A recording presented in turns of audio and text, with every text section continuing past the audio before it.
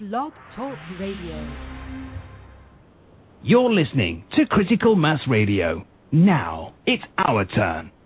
Good evening, folks. It's the Methods of Mayhem Show with myself, Mark House. That was Gil Scott-Heron with The Revolution Will Not Be Televised, for reasons which will become clear.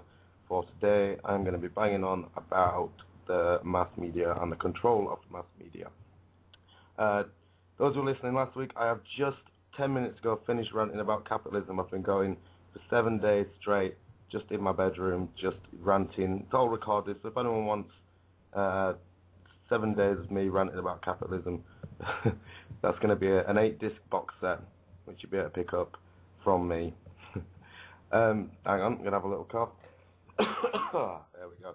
I'm feeling better this week, don't worry. I should be able to battle through. Okay, so Jeffrey Immelt, Robert Iger, Jeffrey L. Bukes, Felipe P. Dauman, Leslie Moonves, and there's a sixth, who is Rupert Murdoch. You may not have heard of those people, but those are the people who control the mass media. 6 people: Jeffrey Immelt, Robert Iger, Rupert Murdoch, Jeffrey L. Bukes, Felipe P. Dauman, and Leslie Moonves. We'll get into that. Just, it's weird that these people have this much influence and we don't know who they are, really, apart from Murdoch, Australian prick. Anyway, so today, the control of the mass media. So, I'll jump straight in, I suppose. Mass media is the most powerful tool. Is it the most powerful tool? It's one of the big guns, so it's one of the most powerful tools used by the ruling class, if you will, to manipulate the rest of everyone, the masses. It shapes and molds opinions and attitudes and defines what is normal and acceptable. We've talked about that before, about culture. There's a lot of culture, your cult. Green language fans, you are welcome here, of course. So, excuse me. So, mass media, the media forms are designed to reach the largest audience possible.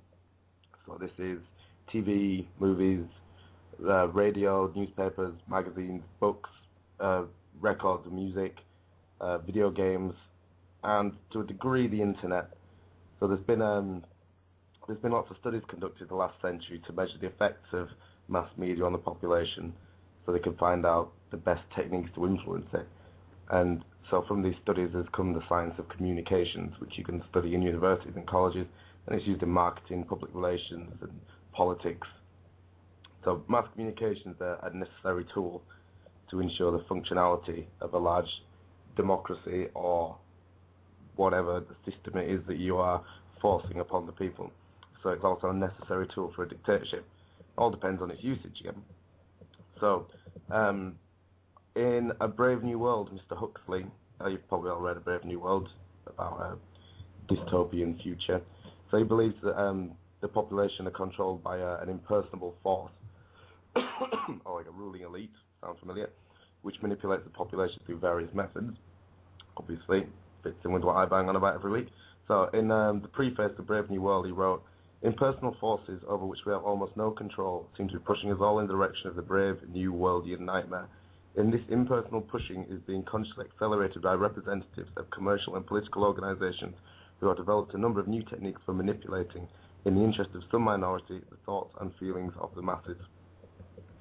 So it's a bit of a bleak bit of a bleak hypothesis that he had, but it's a documented fact, and that's present in most of the world's important studies on the mass media.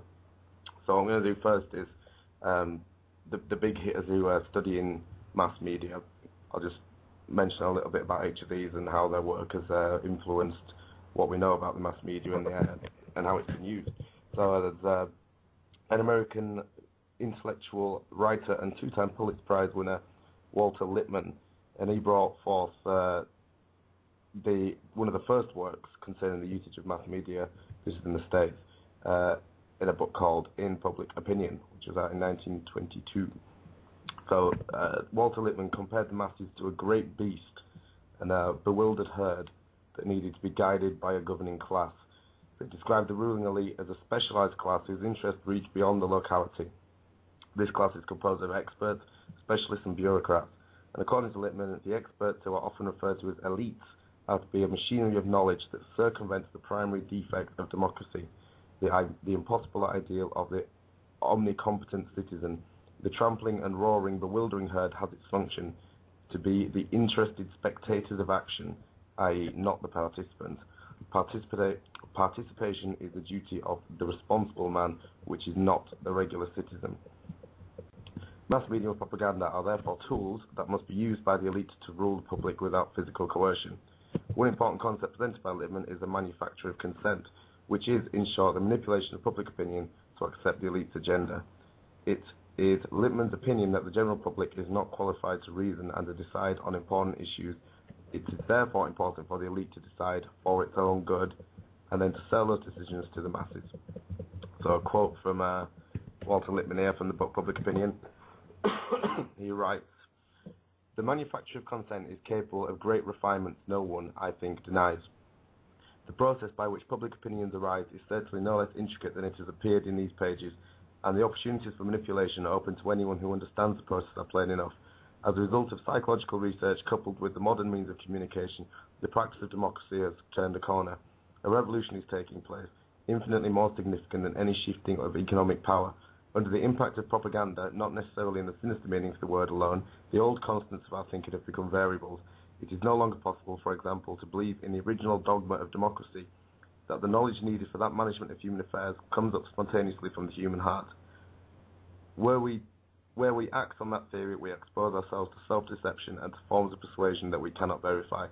It has been demonstrated that we cannot rely upon intuition and conscience or the accidents of casual opinion if we have to deal with a world beyond our reach."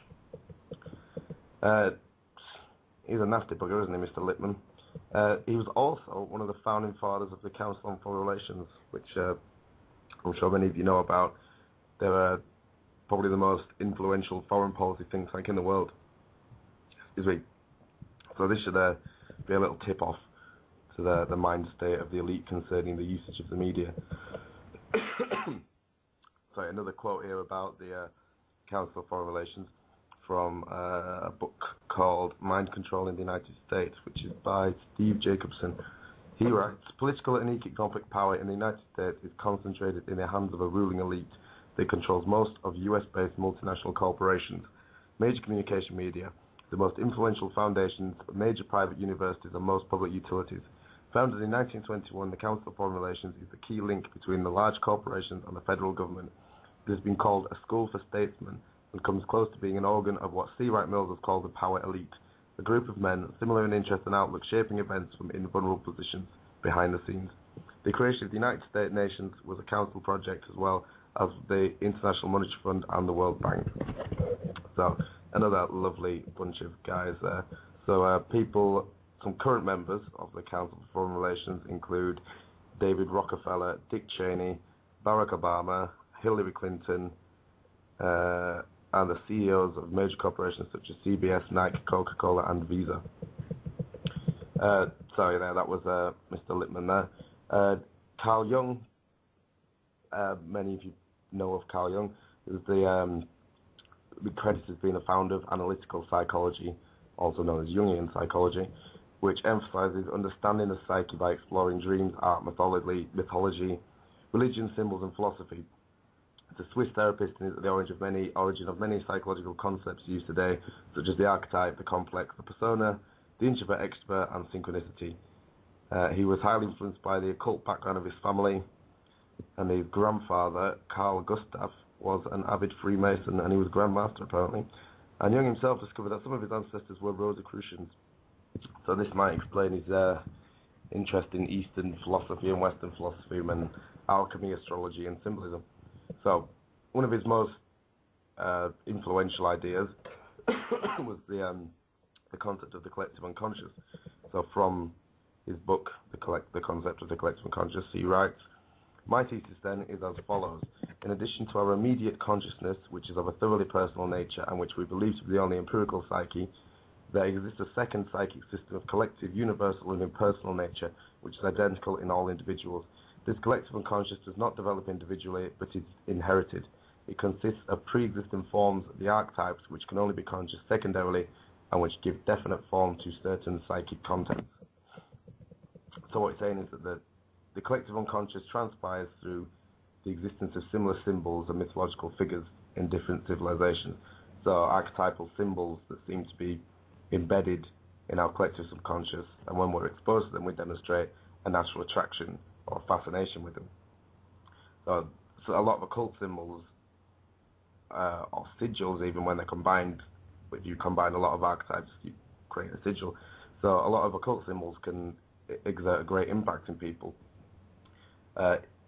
even if you don't know especially if you don't know what the symbol's meaning is. So mass media thinkers have found a way to exploit this concept in a great way, to use the mass media to put people in a certain state of mind. So one of the proponents of this sort of thing would be a fellow called Edward D. Bernays. That's Bernays, Edward D. Bernays.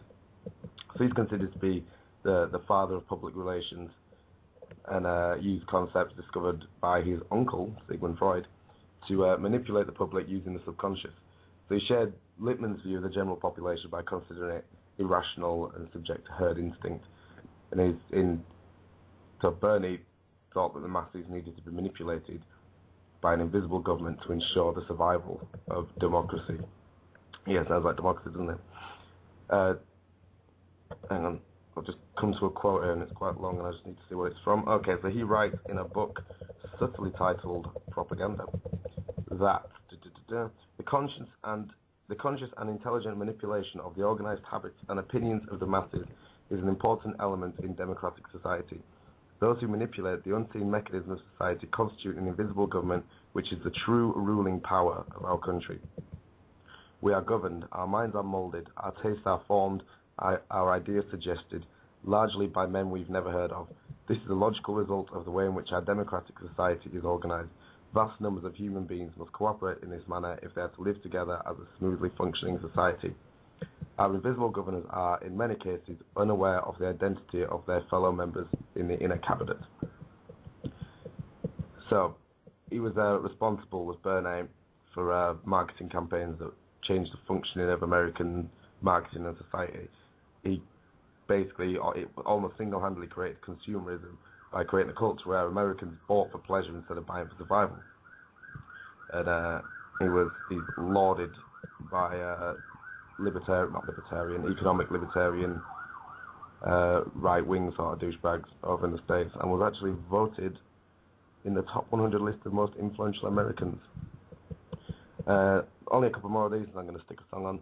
There's a fellow called Harold Laswell, who in the late 30s, the University of Chicago was the host of a series of seminars on communication, secret ones, funded by the Rockefeller Foundation.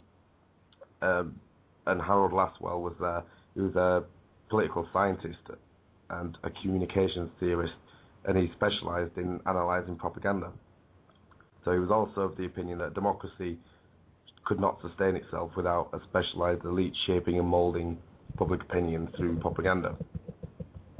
So he wrote an encyclopedia of social sciences and writes and explains that when elites lack the requisite force to compel obedience, social matters must turn to a whole new technique of control, largely through propaganda. So then he added the normal justification that we must recognize the ignorance and stupidity of the masses and not succumb to democratic dogmatisms about men being the best judges of their own interests. Another lovely chap. So Laswell, he studied the field of content analysis to understand the effectiveness of different types of propaganda. And he wrote an essay called Contents of Communication. And he argued that in order to understand the meaning of a message, so either in a movie or a book or a TV show, one should take into account the frequency with which certain symbols appear in the message, the direction in which the symbols try to persuade the auditor's opinion, and the intensity of the symbols used. So he boiled it down to who says what to whom, on what channel, with what effect. That's who says what to whom, in what channel, with what effect. That's how mass mind control and this level sort of work. So by this model, Laswell indicates in order to properly analyze a media product, you have to look at who produced the product, or who orders it to be produced, who is it aimed at, and what was the desired outcome of the product. I mean, was it there to inform, convince, or sell something? So if we use as an example, I don't know, saying, all right, say Lady Gaga. Say a Lady Gaga video is produced by, I don't know what label she's on, Sony or Universal or whatever. What is it? It's a pop artist, Lady Gaga. Who's it being pitched at? Consumers between the ages of 9 and 30. What channel? So the music video. And what effect? So in the artist, her song, and her message. So there's there used to be a lot of viewpoints and ideas and opinions all over popular culture, but the consolidation of media corporations has produced a standardization of the cultural industry. So that's why we sort of get this, all music trends roughly sound the same, and a lot of movies and movie posters look the same and these things. So part of that is one of the main goals of control of the mass media, which is the standardization of human thought. Sorry, I'm doing long segments today without too many songs because I've got a lot to get through today, and I might not make it. Okay, what will I put on? I'll put on a song and have a little rest-a-roo. All my songs are about TV for some reason. Interesting. Rod Stewart. Oh, that's not mine. Sorry, I'm just looking through the playlist. I didn't ask for Rod Stewart. Okay.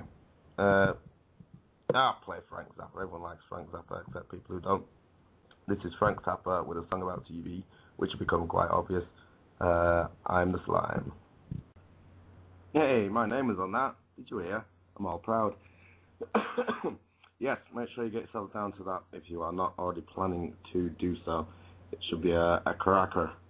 And I'm very much looking forward to being there. Indeed. So, how good's Frank Zappa? Isn't he great? What a cracking song. He's a bit dead now, though, bless him.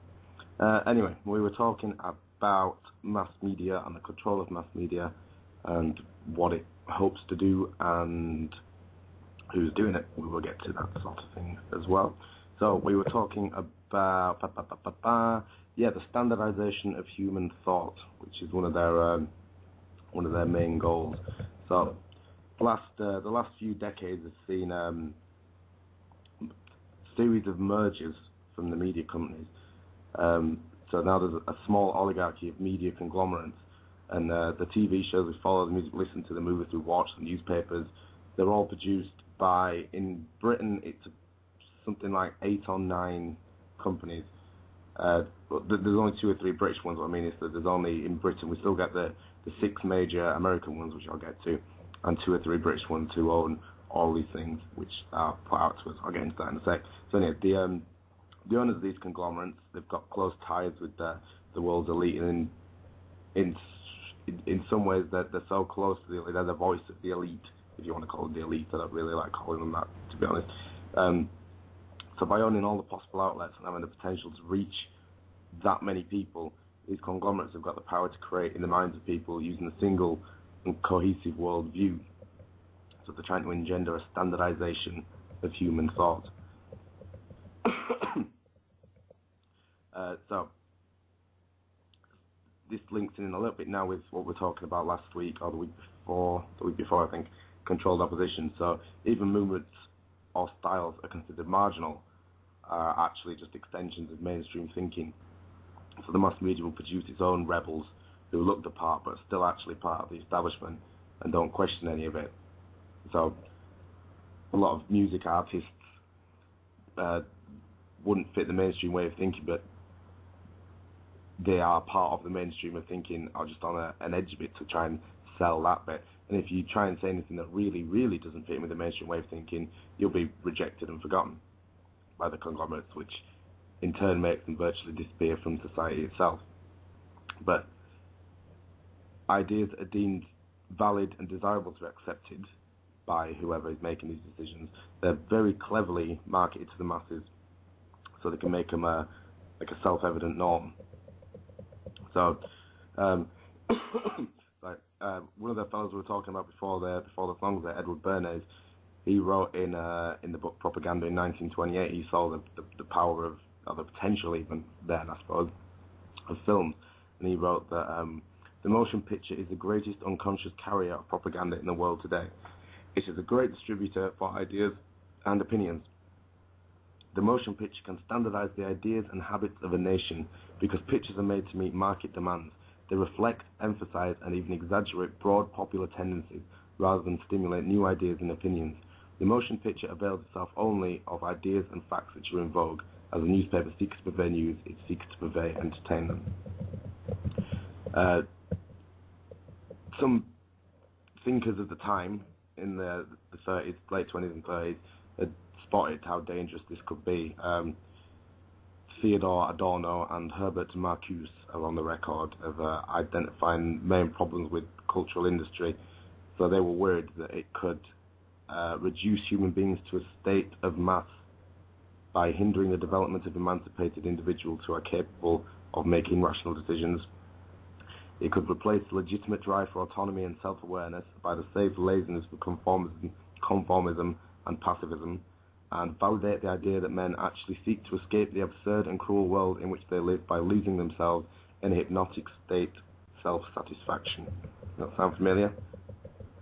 Just think about how many people are doing that right now, watching the X Factor. It's absolutely ridiculous. So this notion of escapism, which is even more relevant today, especially with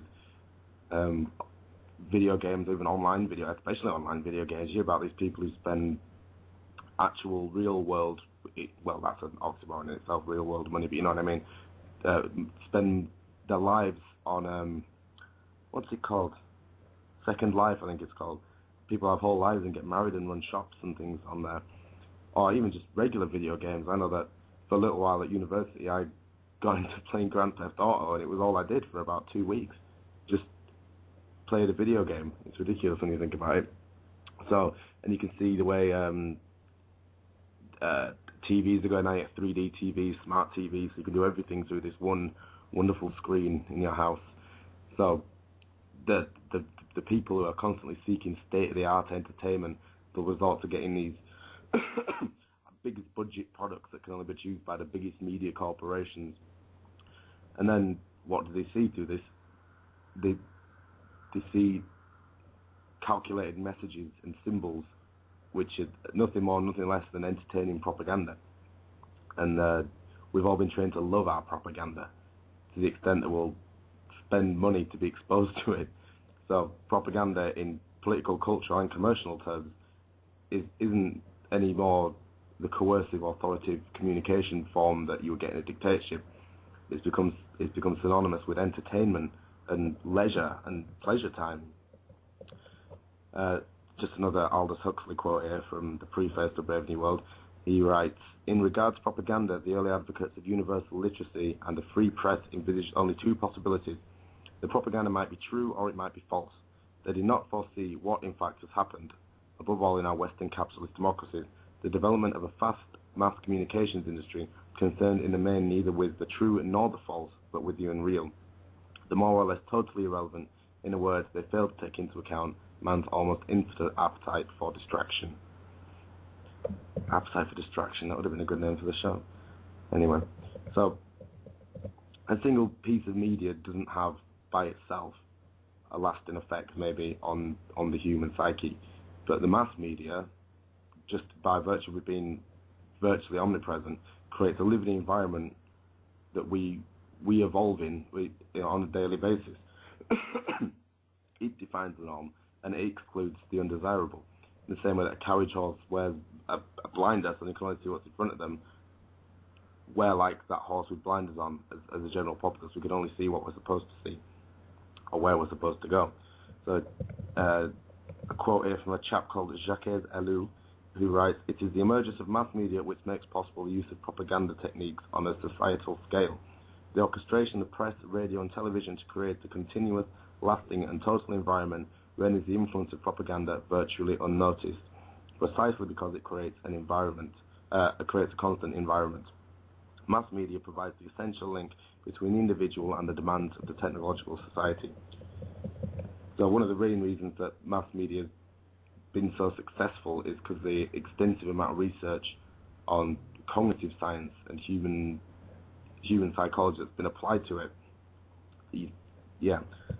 So there's some of the techniques of manipulation, which they they employ. Excuse me, I'm just going to read ahead a tiny bit here in my notes. Okay.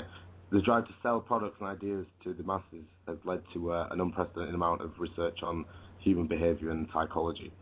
As I've talked about before on the show, if you're the greatest psychologist or hypnotist in the world, think about how much of a number you could do on someone who was unaware of that or unsuspecting of that. So cognitive sciences, psychology, sociology, linguistics, all these fields were and still are extensively researched with very well-funded studies. A quote here from Marshall McLuhan in a book called The Extensions of Man: "No group of sociologists can approximate the ad teams in the gathering and processing of exploitable social data. The ad teams have billions to spend annually on research and testing of reactions, and their products are magnificent accumulations of material about the shared experience and feelings of the entire community."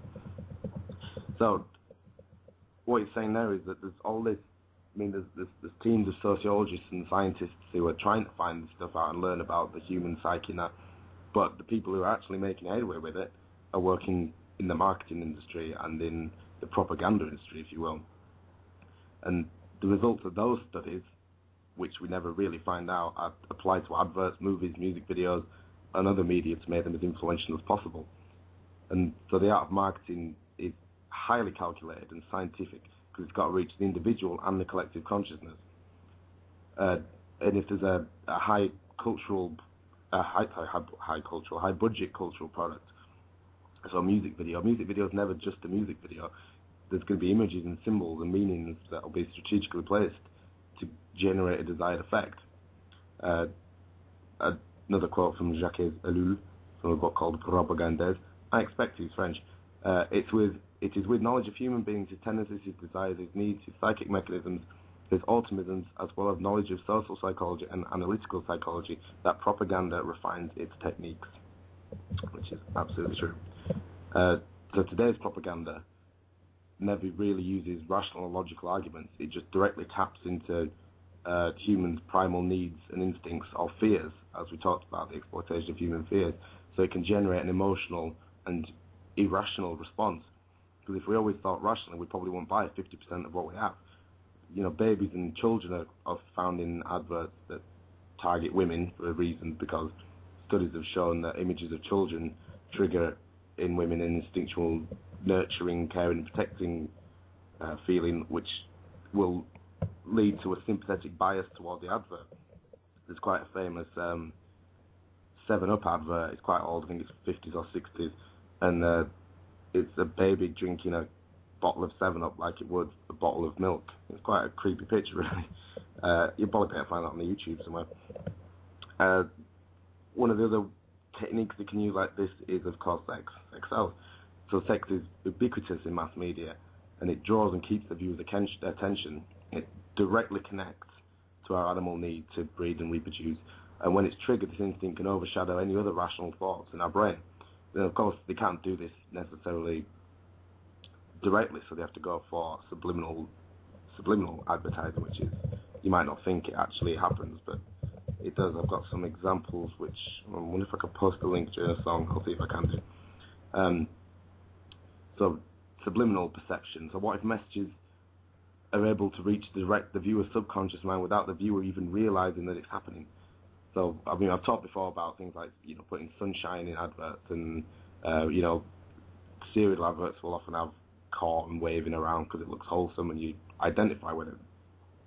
So the phrase subliminal advertising was coined in '57 by an American market researcher called James Vickery, who claimed that he could get moviegoers to drink Coca-Cola and eat popcorn by flashing the message on screen really quickly before the film. And it bloody worked as well. Like, there's a great study, if you probably better Google that as well, it's called James Vickery, or James Vickery, I don't know how to pronounce his name, but it's spelled Vicary. So subliminal perception is a deliberate process created by communication technicians by which you receive and respond to information instructions without even being consciously aware that you had done so, that you've been, positioned to do that. There's a couple of famous examples. There's an old Coke advert from the 80s. A bottle of Coke is sitting in a load of ice, and the caption reads, "Feel the curves." And if you have a look at one of the ice cubes, very clearly in it, there's a woman's silhouette, profile silhouette, and she's got her mouth open, and there is definitely a phallus on its way. If you Google image, probably Coke Subliminal, you'll probably be able to find that. Also, the product's known as Lynx over here. Deodorant is called Axe everywhere else. But there's a famous, they had, it's called Axe Primed. It's a shampoo. And the AXE there's like a wisp of smoke coming off the bottom of it, but it's clearly an S. So when you look at that bottle, it does just say the word sex. There's a whole raft of these in Disney as well, like when Simba and his dad are looking at the stars one night, the stars spell out sex. And I thought, bullshit. And I saw a friend of mine a while ago had a DVD of it, and I put it on and said, I'll find that bit. And we put it on, and it was there. Also, and I thought this was bullshit too, so I'm going up on one a little bit here. On Aladdin, when the princess comes out from behind the curtain and she looks all pretty or something, ready for a date or whatever, and everyone goes, oh, someone, I think it's Robin Williams, says, and I thought this was bullshit, but you listen to it and it's definitely there, he says, all the teenagers take off your clothes. And I don't know why he said that, maybe he thought it was a joke or something, but it's dead weird, and there's no way that no one knew that was there when they were editing that film. He whispers it, all the teenagers take off your clothes. Have a listen, it's probably on YouTube.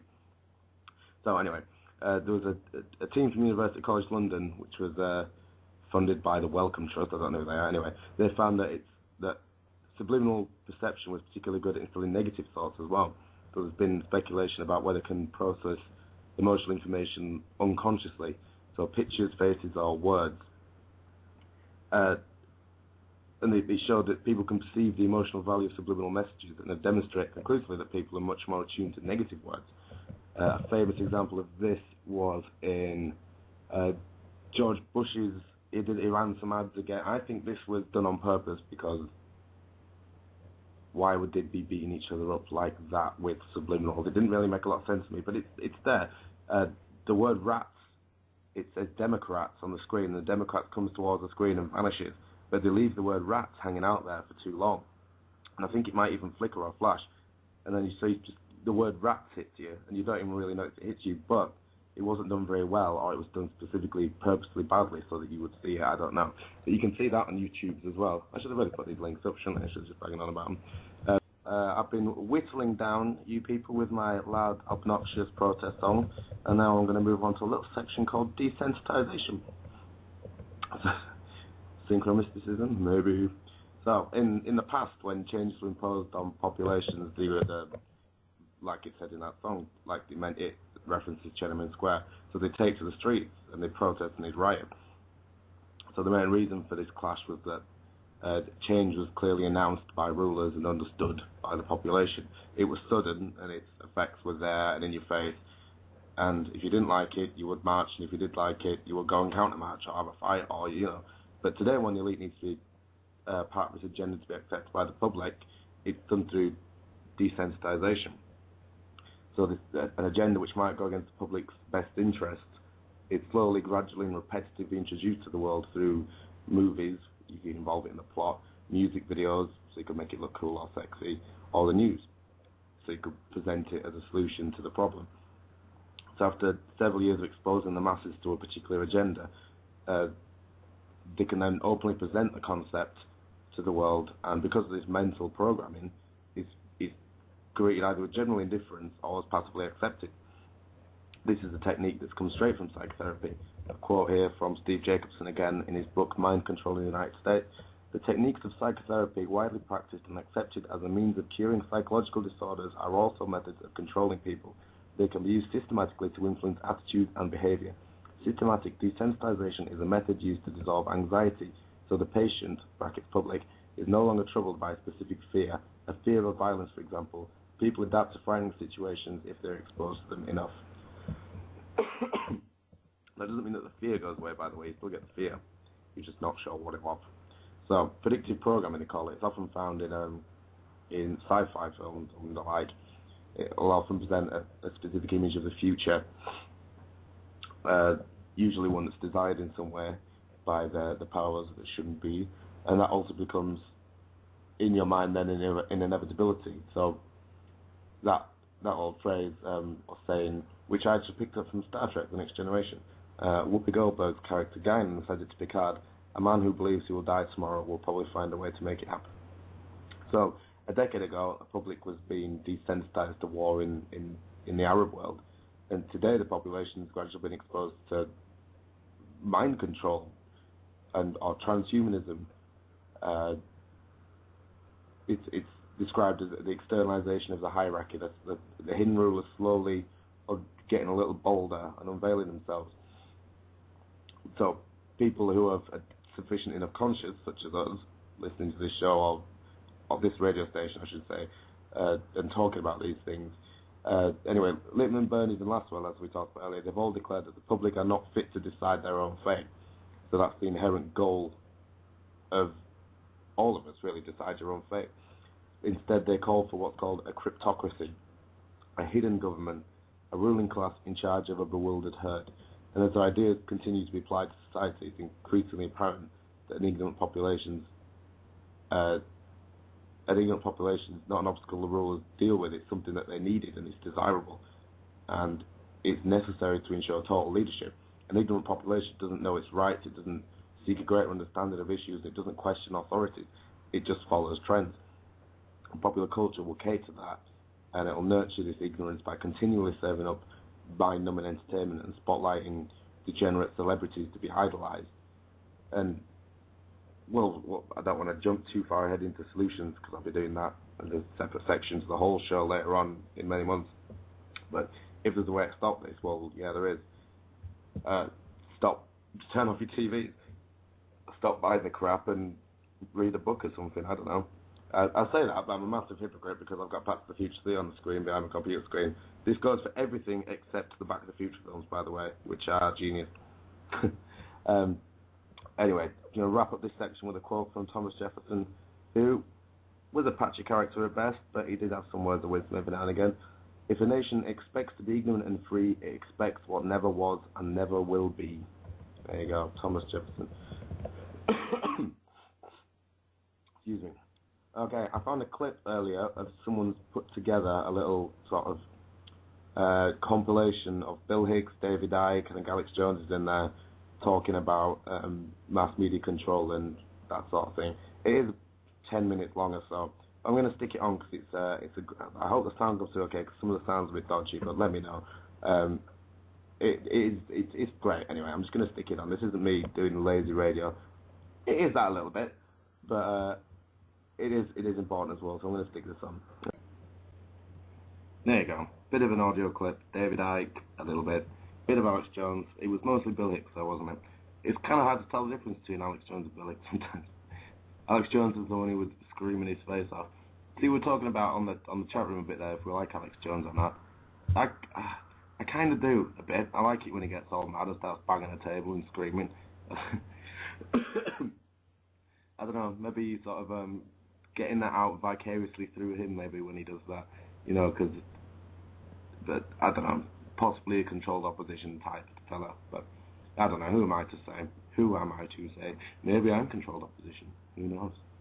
Anyway, so yeah, mass media, the controlling of it to keep minds in a certain state of consciousness, because if you do not have certain tools or knowledge or all the information necessary to make properly informed decisions, you are wide open for mind control and you're liable to believe anything because you only get a limited and slanted view through the media of the world around you. And that's why it's one of the most powerful techniques is constant application of propaganda, constant bombardment. I keep saying it, this is why they're so successful, because they never stop speaking. Sorry, the TV screen is still on in the background and the X Factor is on and it's just horrific. I'm going to turn it off. There you go. I feel better already. Anyway, so yeah, this constant application of propaganda and constant bombardment. The universe is spoken in existence. They never stop speaking. A quote from a chap from he got prominence in the 30s and early 40s. You might have heard of him. Bit of a tash, bit of a side party in Austrian bloke called Hitler. You might have heard of him. Anyway, he says, through a clever and constant application of propaganda, people can be made to see paradise as hell, and also the other way around, to consider the most wretched form of life as paradise. Adolf Hitler. A nasty bugger, but quite insightful sometimes, you got to admit. So when you're picking your way through this minefield of media, that's when you need to develop this level of discernment in understanding who's telling you something. You got to look at who's gaining from this, the ability to tell truth from falsehood. Pay attention to what you're taking in. Like just then, like I'm guilty as most probably as well, because Back to the Future was on, and again that is completely nothing to do with mind control. Back to the Future. That's a mass media film. It's okay to watch. Not just because I love them when I was a kid. Anyway, so because that was on, I still had the TV on, and I didn't know it's because I was doing my show. But in the meantime, I was probably glancing at the screen during the adverts and stuff, and I was probably taking in some of the X Factor. Ugh, sickening. And it's a bit like the old saying, you are what you eat. That goes for information as well. So you are what you take into yourself through news, movies, newspapers. So if you take into your eyes and your ears, it's critically important to how you're made up, your psyche. You're taking it into your personality. Whether you use it or reject it, it's still there. And if you take crap in, you can get crap out. That's about it. Crap in equals crap out. It's generated and manifested. We manifest ourselves by what we take in. And it's pretty prudent to be discerning when you're reading or watching films and these things, and just don't passively accept it, because that's what they want. They want passively accepting people who are just going to passively accept this information.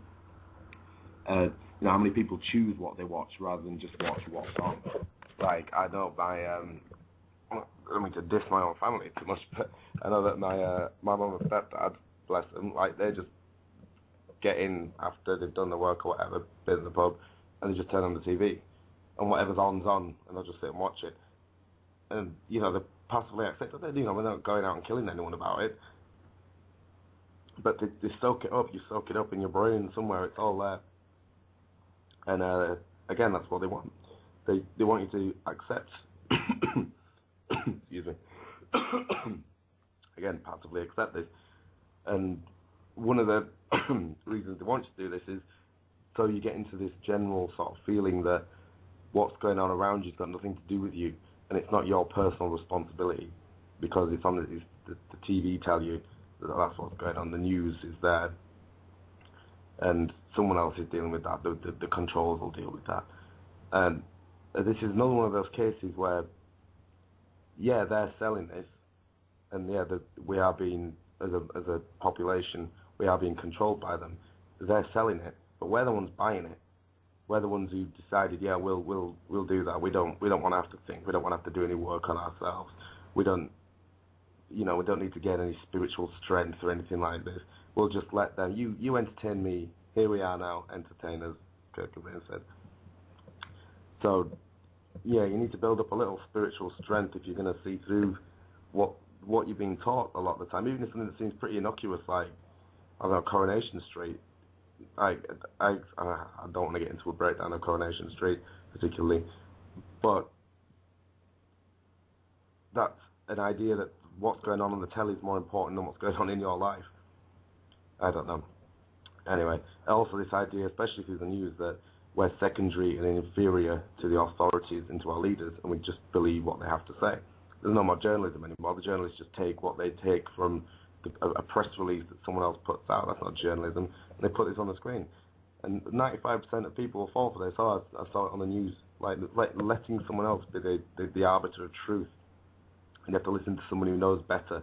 So they'll get an expert on a talking head because they know more about this than you do. We all possess the ability to discern the truth and learn it. But it's like a muscle. It needs exercising and training. And then the more you do this, as anyone who's found their way to critical mass radio and stuck with it will know, you're more and more resistant to their bullshit. And that's what consciousness is. Consciousness is the ability to tell truth from falsehood. And when's the last time you saw the word consciousness in a magazine or heard the word consciousness on the TV? They don't want you to even consider a topic like that. Again, they want a passive acceptor of information, which is, I mentioned this before, which is why they put most of the time, except the BBC, that's a bit of an anomaly, why they put the news in blue. Because blue speaks to the right brain, passive accepting, the feminine receptive part, and that's what they want. They want you to feel powerless about that. You don't have any say in what's going on. You get presented with the news. And there are always others who know better than yourself. I think I used the example last week or the week before of they might get someone on the news who says you should eat a bowl of bees for breakfast, and then they have to have a balancing person who says you shouldn't eat a bowl of bees. That's ridiculous. So the conclusion is then you should eat a few bees? I don't know. Anyway, another, again, repetition of how they're saying it. A bit like me tonight. Again, that mustachioed Austrian said, make the lie big, keep saying it, and eventually they'll believe it. Which is exactly what they did with 9/11. Just made a big lie, kept saying it, and eventually it got believed. And Goebbels backs this up with, the bigger the lie, the more it will be believed. Because you know what's easy? Believe in a lie. It's easy to believe a lie, because that's your personal responsibility gone. You don't have to worry about it anymore. I'll take that as the truth. So, you tell me what's true. You tell me what's going on in the world. I don't have to do my own research or reading. You tell me, it's true. I saw it on the news. Yeah, it was on the news. Didn't you see it? It's true. And that's how they do it. So the media, one of the most important arms of the manipulators, it shapes the thoughts, the emotions, and the actions of people, which we know is the trinity of manifestation. In its behavioral sculpting and its social engineering. It doesn't matter what source you go to in that paradigm, it's all controlled opposition. It's all controlled by the same people. They want to disempower you. They want you to not look at yourself, or they never want you to acknowledge your role as a co-creator of reality. And so bit by bit, they've managed to consolidate into the hands of a few all this power. So through the last 20 or 30 years, mergers and companies buying out companies, and bit by bit, through a history of mergers and acquisitions, they've concentrated their control over just about everything that you see, hear, and read. And this is an American document, but these 6 companies still control a lot of our media, and I'll get to what's in ours as well after. But so, the big 6 in the USA, here we go. Right, bear in mind when reading this, these 6 corporations, these control if you live in America, 96% of everything you see, hear, or read. 96%. 6 companies. Those 6 white men's names I read out at the start. So, the first one, General Electric. Not one you might expect, but there they are. General Electric. General Electric. I've got revenue figures, but they're from 2009, but they're still, that's not too long ago. So, in 2009, General Electric made $157 billion. General Electric media-related holdings include television networks, NBC, Telemundo, Universal Pictures, Focus Features. They have 26 TV stations and cable networks. They have MSNBC, Bravo and the Sci-Fi Channel, and General Electric also owns 90% of NBC Universal. Pretty big players. The next is Walt Disney. We all know about Disney. There's reams of information about Disney and its occultic leanings, which I might do a show one day because it's interesting. Anyway, so 2009 they made $36.1 billion. The Walt Disney Company owns the ABC television network, cable networks including ESPN, the Disney Channel, SoapNet, A&E, and Lifetime. They've got 277 radio stations, music and book publishing companies, production companies Touchstone, Miramax, and Walt Disney Pictures, Pixar Animation, and the cellular service Disney Mobile, theme parks, and cruise ships around the world.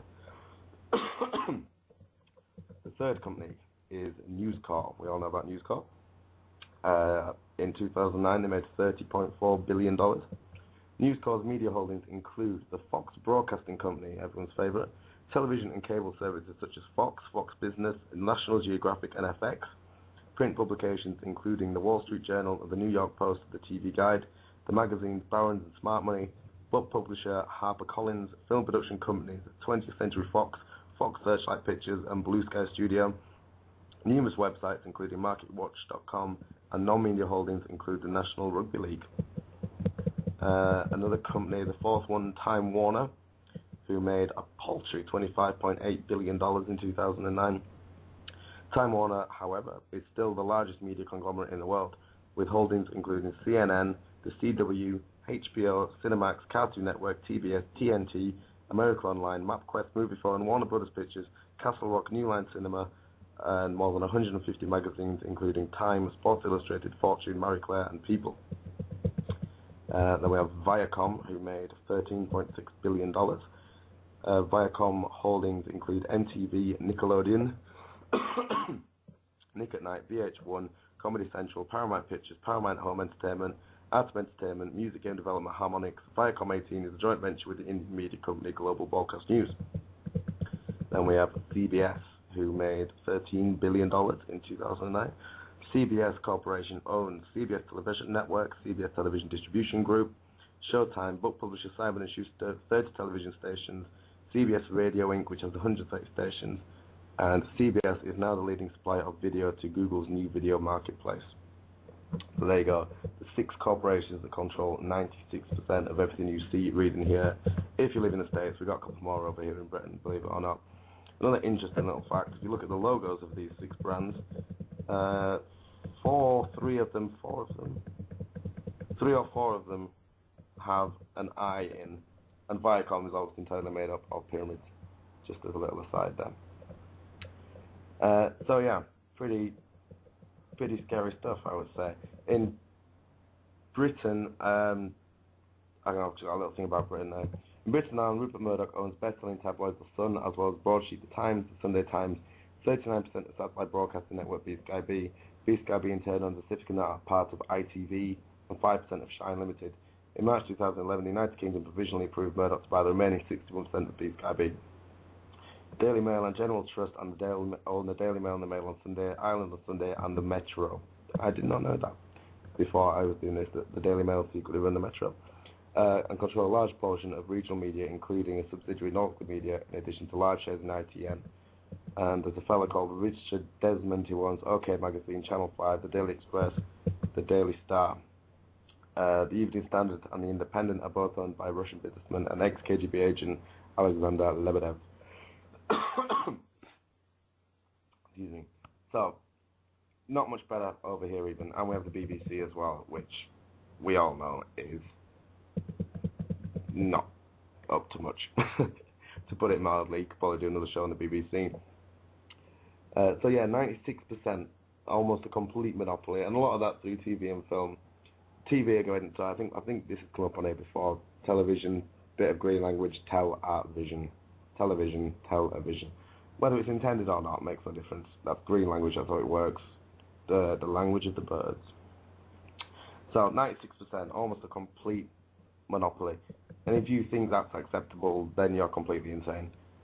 And the problem we've got now is that insanity is so widespread that people think that we're the insane ones here on stations like this. And we ain't bonkers, I'm pretty sure of it. There's 6 people, 6 companies that control that much influence. Anyway, so this is of course linked with controlled opposition because it all happens in the same TV, same paradigm. So you got your left versus right again, your liberal media, which is clashing with the conservative media. So that there are some truths in there, but only in a limited sphere of acceptability. And they're all still controlled by the financial institutions, so they won't really let anything be said against their owners. They're just more kept pets. Here's a great quote, which is apparently, there's some skepticism about whether he actually said it or not, but if he didn't, where does it come from? Sometimes I think, and I'm pretty sure he did say it because everyone says it came from the same speech, but you can't find this speech anymore to verify that. Anyway, David Rockefeller said, allegedly, but I think he probably did, we are grateful to the Washington Post, the New York Times, Time Magazine, and other great publications whose directors have attended our meetings and respected their promises of discretion for almost 40 years. It would have been impossible for us to develop our plan for the world if we had been subject to the bright lights of publicity during those years. But the world is now much more sophisticated and prepared to march towards a world government. The supranational sovereignty of an intellectual elite and world bankers is surely preferable to the national auto-determination practiced in past centuries. There you go. What a lovely chap, Mr. Rockefeller. There was something in it. I think he's referring to Bilderberg Group on there, who I'll certainly be getting into in future shows. Not literally getting into. I don't think they'd let me in. I've only got £3.20. So this also links, this whole mass media concept links with one of our other methods of mind control, worldview poisoning. Again, through the mass media, which is how they poison your view on human nature, and they poison your view of the individual, so you feel like a number, and that you feel like you're judged on your possessions rather than your thoughts or your feelings. They make you think that change is impossible. They make you think that power comes from without, and others control it. And so the news and media is always, you remember when we went through the papers, that was ridiculous. What was that? Brilliant. There was a great one, wasn't there? Something about a bar, Osama bin Laden's beard. Oh, cracking stuff. Anyway, so you get murder, violence, and inhumanity, man's inhumanity to man in every single way it could possibly be covered. And fear, all the time fear.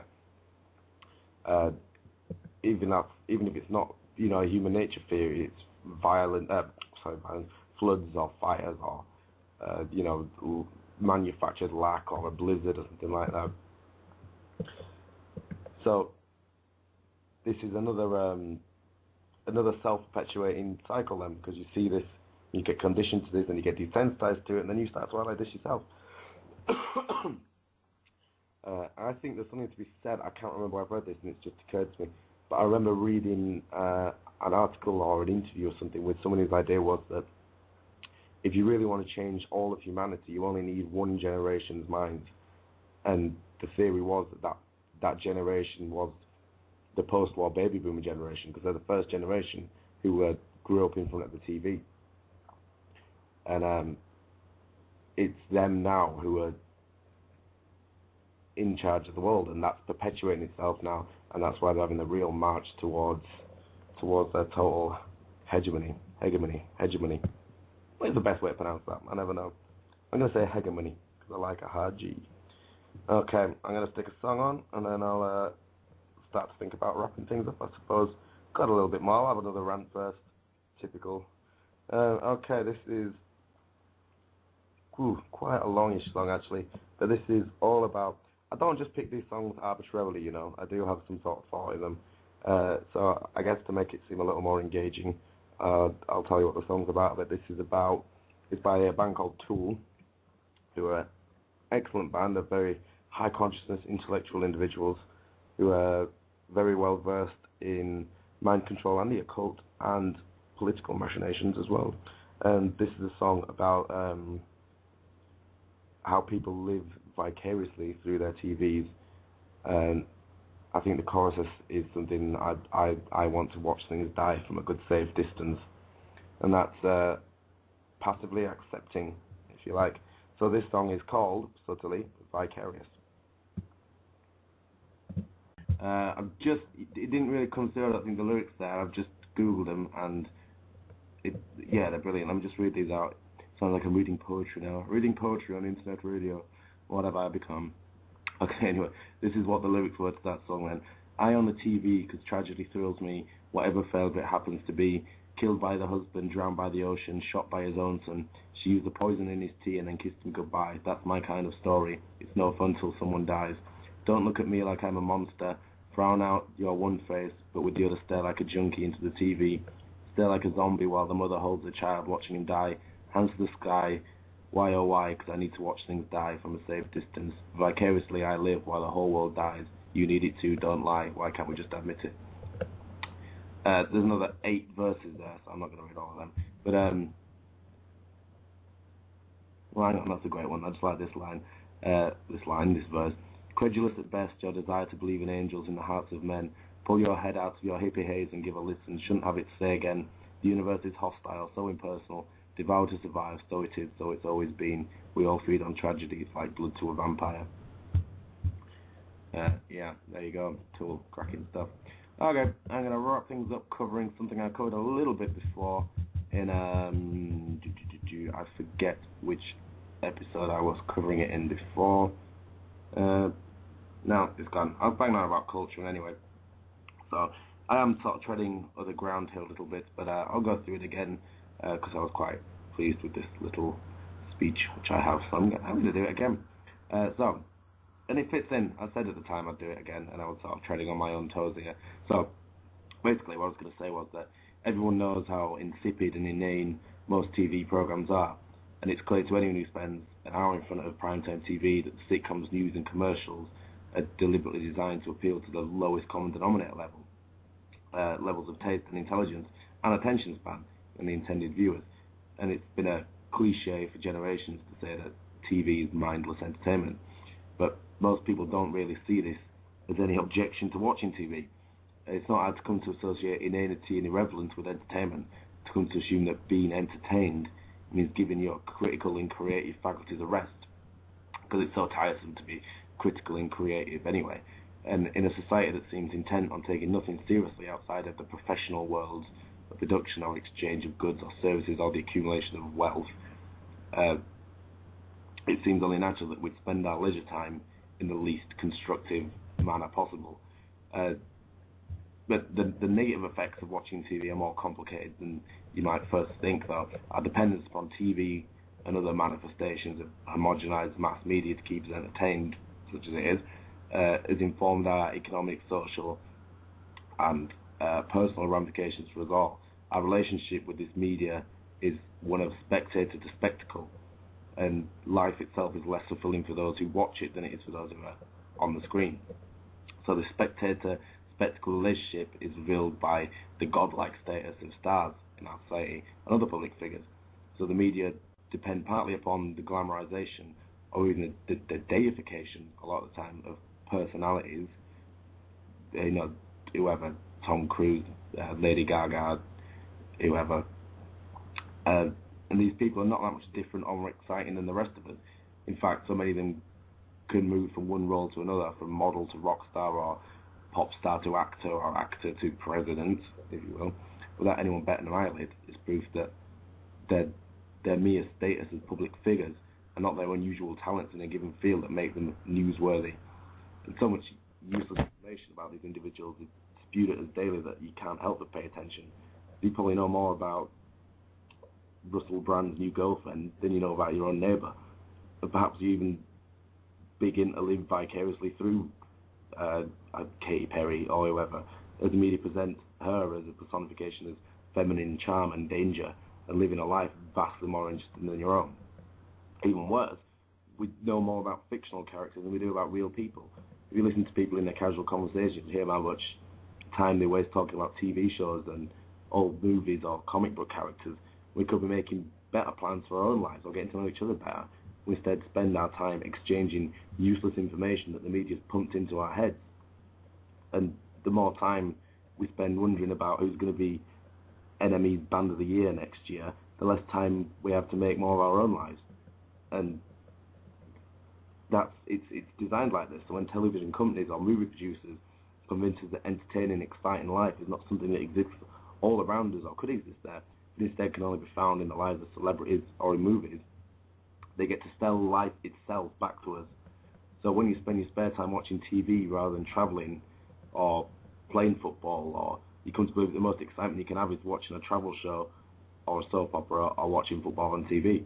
And the more you watch these things on TV, the more you forget that you can actually be out doing these things rather than just watching them. I mean, you'd be surprised how much more exciting it is to be in a band and just follow bands. Or, you know, how rewarding it could be to struggle against an obstacle yourself than to just watch an adventure movie. But the less often you leave the TV to do this, the more empty your actual life feels then. And you need TV shows to make up for the lack of any real excitement in your life. And that's where the media moguls come in again, because they're happy to provide you with this substitute life at a price, of course. Always at a price. They'll sell you second-rate sex and violence and vicarious excitement and affection, but you have to pay for it. You have to pay for your TV set, pay for your lights, pay for Sky TV, and you have to pay to buy the movie tickets or the computer modems. You have to buy the latest fashion or the music magazine. And on top of all that, you have to listen to commercials trying to tell you other things on the radio, on the TV, read them in magazines, or watch them in between TV shows. And these commercials then are carefully engineered to get you to spend more money on the products being advertised. When you do spend your money on them, then you need to work harder and longer at your job to make more money. And the chance that your job isn't so great either.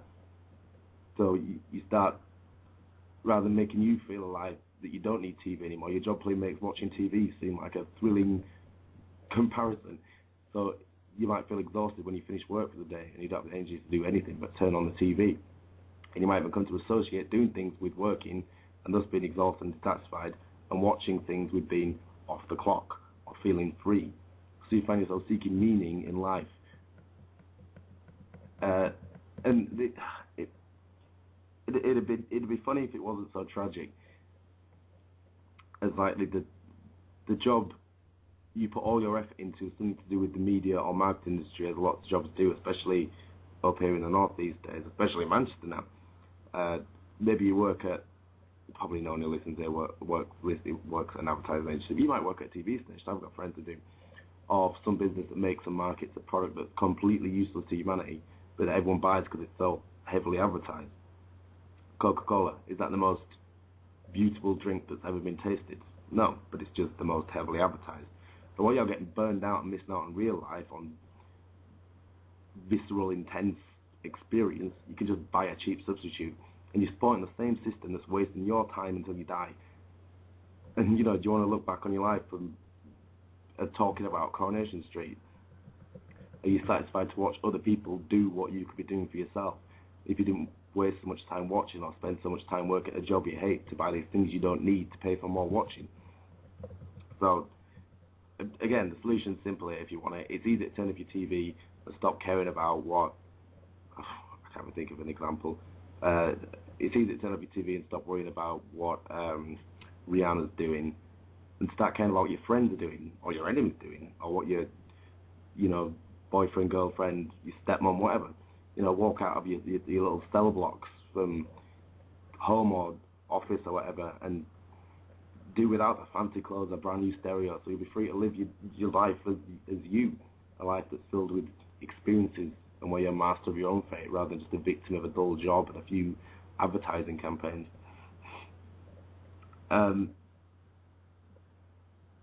Surely all that energy that you waste doing these things, you could find a rewarding way to work with others, or we could all work together to a world in which survival doesn't depend on money. That's a bit pie in the sky, isn't it? But that's, what we should be aiming for, I think. What did I describe it as in the first show? Cooperative spiritual anarchism. There you go. That's why I'm nailing my master. So anyway, act now or forever hold your peace. Don't talk about how bored you are or how much you hate your job or how amazingly meaningless your life might be. Don't talk to anyone particularly on here, by the way, of course. You can't moan about these things if you are not willing to at least try and set yourself free. And that's my take on that, and that's my take on mass media. So, next week, join me if you like, if you will, if you feel so humbly inclined. I will be thine convivial host again on the Methods of Mayhem Show, and next week we're going to be talking about foods, that which what you is stuffing into your gob, and what's in it, what's it made of, what shouldn't be in it, what should women maybe trying to avoid for moral and health reasons. And I shall look forward to seeing you all then. And I'm going to go out with I'm just going to go out with it. Stick around for 2 minutes. If you recognise it, you'll recognise it. If not, you'll just think I'm totally deep. Alright. I'm aware that it's not Christmas as well. That will make more sense in a second. Have a good night, folks. It's been my pleasure yakking away at you. And I hope to see you all soon. And I will see you next week for more random musings. Laters.